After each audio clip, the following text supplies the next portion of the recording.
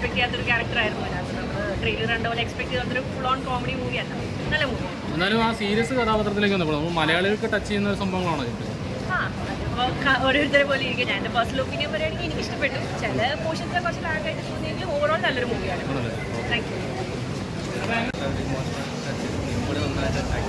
നിവിൻ പോളി കുറേ നാൾക്ക് ശേഷം ഇങ്ങനെ വരുവാണോ? നല്ല കോമഡി ഉണ്ടായിരുന്നു, നല്ലൊരു പടമാണ്. അവസാനം നാഷണാലിറ്റി ആയിട്ട് റിലേറ്റഡ് ആയിട്ട് നൈസ് മൂവിയാണ്. ഫസ്റ്റ് ഹാഫ് കുറച്ച് ലാഗ് പോലെ തോന്നി, പക്ഷേ സെക്കൻഡ് ഹാഫ് അടിപൊളിയായിരുന്നു, ഭയങ്കര ഇമോഷണലായിരുന്നു. നൈസ് നിവിൻ പോളി മൂവി, ഒരു അടിപൊളി കമ്പാക്ക്.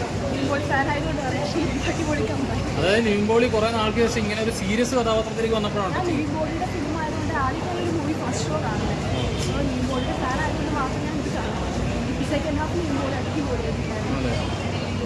നമ്മളെ കേരളത്തെ ടച്ച് ചെയ്യുന്ന രീതിക്കാണ് സിനിമ പോകുന്നത്. മലയാളം അതായത് സംവിധായകൻ അവകാശപ്പെട്ട മലയാളികൾക്ക് വേണ്ടിയുള്ള സിനിമ എന്നാണ്. ഒരു മലയാളികൾക്ക് ഡെഡിക്കേറ്റഡ് ആയിട്ടൊരു മൂവിയാണ്. ആണല്ലേ? Okay, thank you. എങ്ങനെ ഉണ്ടായിരുന്നു ടോട്ടൽ എക്സ്പീരിയൻസ്?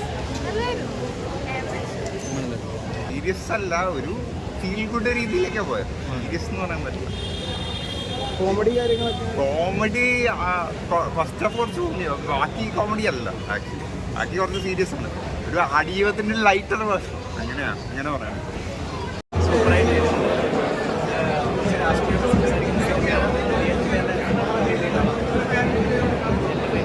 കോമഡി രണ്ട് കോമഡി രസമായിട്ട് കൊണ്ടുപോയിട്ടുണ്ട്. ശേഷം സീരിയസ് ആണ്, രസമായിട്ട്.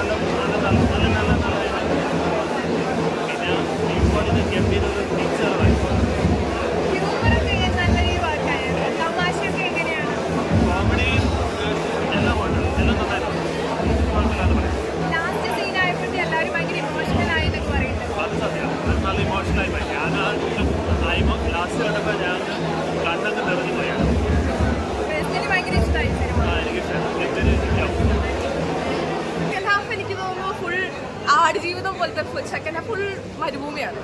അത് കഴിഞ്ഞിട്ടാണ് ഭയങ്കര ഇമോഷണൽ ഡ്രാമ അങ്ങനത്തെ ഒരു ടൈപ്പാണ് ലാസ്റ്റ് വരുമ്പോൾ. അത് ഒരു കോമഡി ട്രോപ്പിക്കൽ. ഈ ധ്യാനും നിവിനും തമ്മിലുള്ള കോംബോ ഒക്കെ എങ്ങനെയുണ്ട്? ഭയങ്കര കോമഡിയാണ് അവർ തമ്മിൽ. അവരുടെ സീൻ വരുമ്പോൾ മാത്രം ഭയങ്കര കോമഡിയാണ്. ധ്യാൻ എനിക്ക് തോന്നുന്നു ഇച്ചിരിയും കൂടെ കോമഡിയാണ് നിവിനെക്കാളും. ധ്യാനാണ് എല്ലാ പണിയിലും കൊണ്ടാച്ചാക്കുന്നത് നിവിനെ, അത് പറയേണ്ട കാര്യം തന്നെയാണ്.